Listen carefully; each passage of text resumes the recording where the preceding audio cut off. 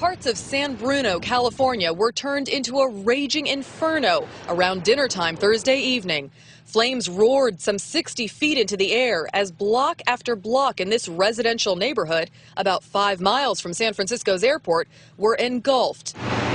Witnesses reported hearing and feeling a large explosion, leading to early speculation that a plane may have gone down. But it was a high-pressure natural gas line that ruptured, caused the explosion, and then fueled the spectacular blaze.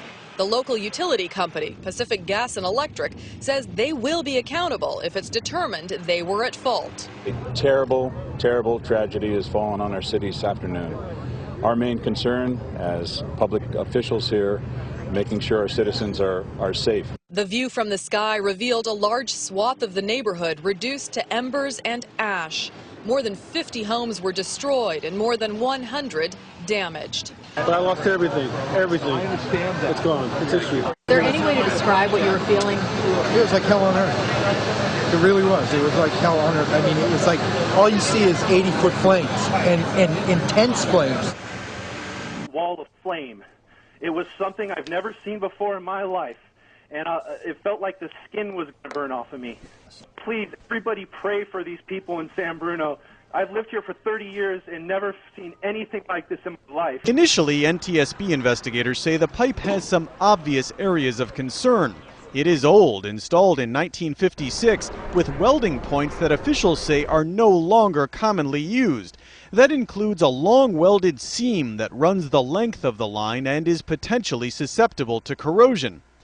But there is also a section designed to bend under a dip in the road, the exact section that blew, put together by a hodgepodge of smaller pieces. Officials say that while modern methods are to bend a pipe to fit a curve, this pipe was pieced together by small sections called pups, each one forging a turn in the pipe, each one offering investigators another decades-old welding job that could have been a weak point. Snapshots of the aftermath paint a vivid picture of destruction and loss, the sort of thing you'd be forgiven for thinking you've seen before. But this event is different, and pipelines like the one that caused it are underground, crisscrossing their way through neighborhoods from coast to coast. As you know, I am Renee Morales, and I am the mother of Jessica Morales. Jessica was one of those 8 victims that died in the pipeline explosion that night. And you can imagine the how desperate I was at that moment to find out after the explosion that it happened in the very area that Jessica was going to visit that night.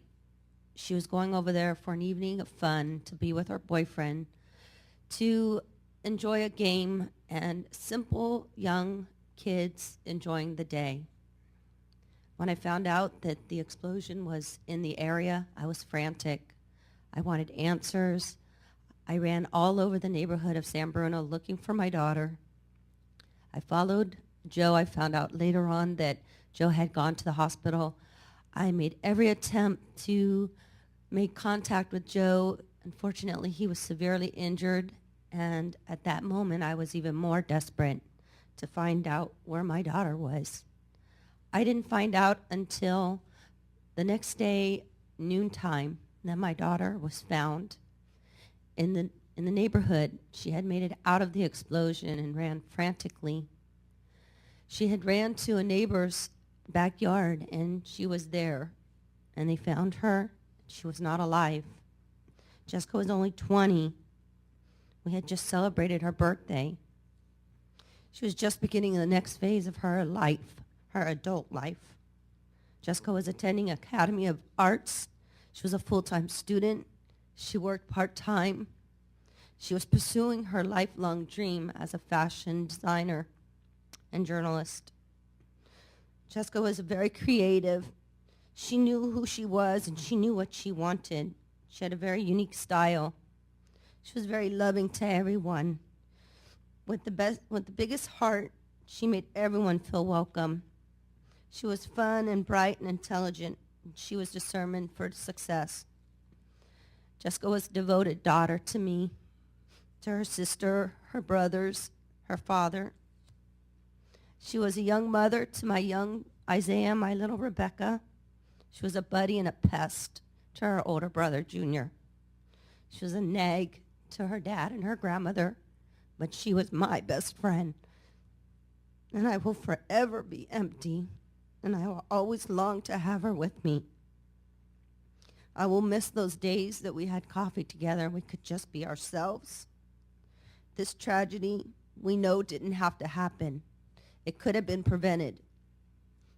The fire went on for 90 minutes, and they could not shut it off.